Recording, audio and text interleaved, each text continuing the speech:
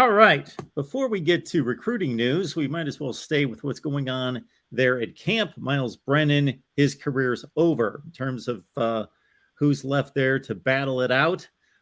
What is standing out to you in regards to the position battles, the development of positions heading toward the 22 season?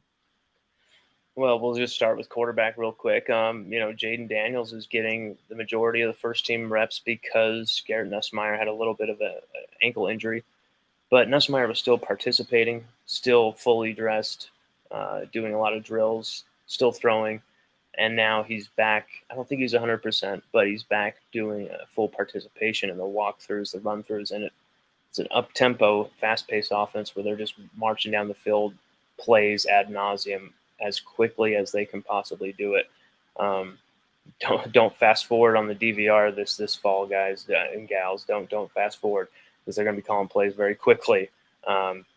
He was able to keep up with that. So his ankle, for me, probably like 80, 75% healthy right now, but not too big of a worry. But it is a negative to miss first team reps always. And those first team reps went to Miles Brennan, a total waste because he's gone the last few practices. But Nussmeier, he's starting to show a lot more strength coming back into his own. But Jaden Daniels is really, really the story here because, given the first team reps, he's shown that he actually has really improved on his passing, Mark. He's going right back to his strong intermediary passing from the first of his Arizona State career. Just really able to pick off the running backs in stride, beautiful on these underneath routes, really strong timing on these mesh route concepts over the middle, these deep bombs as well. He's really starting to hit these guys with these deep bombs. He's leading his receivers into space, and that's what you want to see. That's what we haven't seen from LSU quarterbacks since Burrow, of course, is leading a guy like Kayshon Boutte into space, leading a guy like Jack Besh into space, or Malik Neighbors, Kyron Lacey. The strength of this receiving core, yards after catch. And Jaden Daniels, he's starting to be able to really make that claim to be LSU's starting quarterback. Garrett Nussmeier, though, has plenty of time, Mark, to really retake that. I think Nussmeier, he's worthy of that job. He's got to prove it in the last part of fall camp. Is there going to be enough time? Could they potentially just roll with both guys? Maybe start with Jaden and have no problem going to Nuss at some point in the season. It's interesting to see. But going into running back, Noah Cain and John Emery Jr. just head. A total duel here. Although Josh Williams recently given a scholarship, used to be a walk-on, violent runner, passionate runner. He's someone who a lot of people are sleeping on, Josh Williams, number 27 for LSU, but fantastic performance in the spring game. Nearly had 3 touchdowns. I think he also had a receiving touchdown as well as a few rushing. But fantastic performances still in fall camp. Just seems to be going from strength to strength. There's a window there for him to get some playing time, and he's taking it.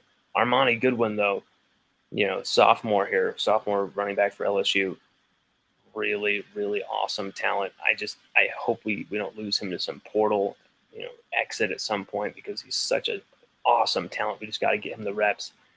But, John Emery Jr. and Noah Cain, those two are going to be really battling out, but it's really going to be which one of those guys can be the best dual threat running back, who can catch the best, because that's so much of what we're seeing, Mark, that they're running here, that they're practicing. So much of this offense is going to be predicated on just throwing to these running backs, getting the backs involved in the passing game. It's what we want to see at LSU, in my opinion. I love these type of offenses. But, offensive line, Mark, it's a puzzle.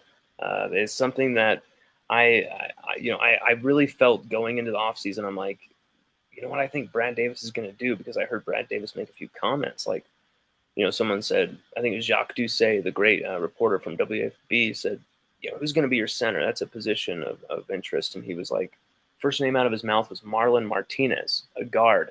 And so I was like, what? And so, when I went there in spring, I was seeing some of what he was doing.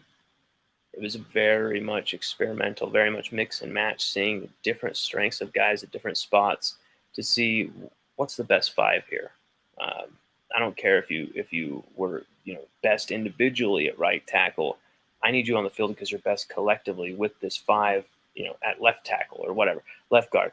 It's very interesting. You're seeing Garrett Dellinger, who's normally a tackle, playing center, and it's just because of his IQ, his football IQ, his versatility, and just being able to play every position on the offensive line makes him the guy right now. Marlon Martinez is also doing it. Charles Turner is also doing it. So there's some competition there, but I feel like Garrett Dellinger is probably going to be your guy. But Mark, left tackle, Will Campbell, freshman, true freshman, he is going to start there, Mark. He went toe-to-toe against Ali Gay, absolutely stood Ali Gay up and was getting in his face and was like, I got you, and really impressed Tyrann Mathieu to the point Tyrann Mathieu said, that dude's a number one pick. Like he said, Will Campbell's a number one pick. I mean, that's a crazy endorsement from Tyrann Mathieu, and it's pretty damn close to true. As a freshman, he's going to start for LSU at left tackle, and he's looking damn good. He's looking beastly. Truly something special at left tackle from Will Campbell. But yeah, this offensive line, Anthony Bradford, someone you're going to have to really watch out for, is going to be a potential high round draft pick for coming out of LSU in the next few years, because he's really another 2019 veteran as well. He has, I think, 2 years left to eligibility, but Bradford is another awesome dude. But he's playing right tackle right now instead of his usual right guard position. So they're kind of, once again, putting these guys all over the place, seeing who will fit, who will mix and match. But it seems like he's kind of starting to iron out his five. But yeah, the defense, it's really more about who's going to be the starting corners. The front seven pretty much going to figure themselves out with the rotation. They're going to use a lot of different guys. Mike Jones Jr. will start at linebacker, of course. Ali Gay, B.J. Ojolari, Mason Smith, Jaquelin Roy. But corner, Colby Richardson, a transfer from McNeese State. Colby Richardson has stolen the first team reps from everybody else here. Absolutely big story, in my opinion. This young man, a transfer from McNeese State, one of the last arrivals from in the offseason, has come in and absolutely taken this opportunity and wowed DBU's coaches, Robert Steeples, Kerry Cooks, and then Brian Kelly, just loving this young man. And Sevian Banks still coming back from injury. Will he be able to be a prime contributor for LSU? I think once the season starts, he'll get in the flow. Jarek Bernard Converse, he's looking a little off the step, getting burned on a few routes here, looking strong on others, but still inconsistent. But it's looking like Mekhi Garner and Colby Richardson might be your two starting corners. Very interesting there, Mark. Very interesting with Colby Richardson. Still not settled, though. There's just so many spots across this roster that aren't settled. Still a lot of room for things to happen. But at the same time, Mark, even if something is settled week one, don't discount that will be completely thrown out by week 6, too. I really do believe that this coaching staff will use the first few games as a proving ground, a testing ground as well.